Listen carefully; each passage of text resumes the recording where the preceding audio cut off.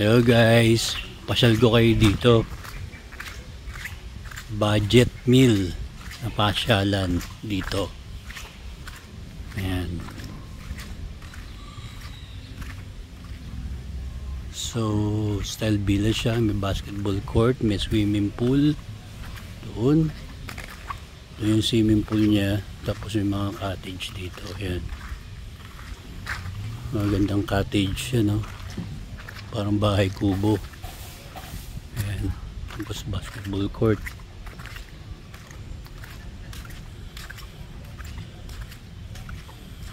Tapos may mga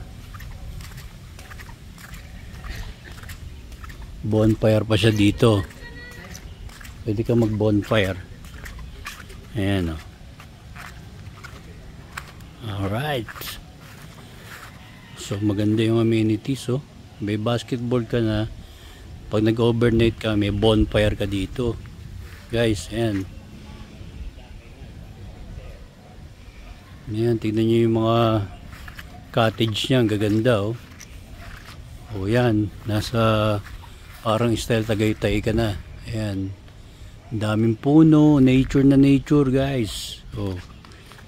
Ayan, o. O. Ayan sa mga cottage na, yung pinto, oh. Nasa nature talaga. Ayan. Ayan.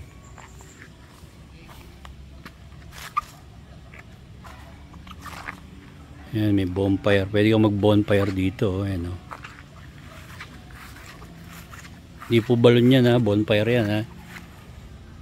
Ayan. Yung paisa.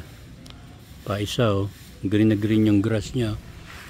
Ayan, guys. Kung gusto niyo mag nature trip dito. Ayan. So may kubo pa dito. Ayan, oh. Sulok na sulok yung gusto magsumulok. Ayan, oh. Oh. Pwede pa kayong bumaba. Saan ba pupunta to? Oh. Nature trip, guys.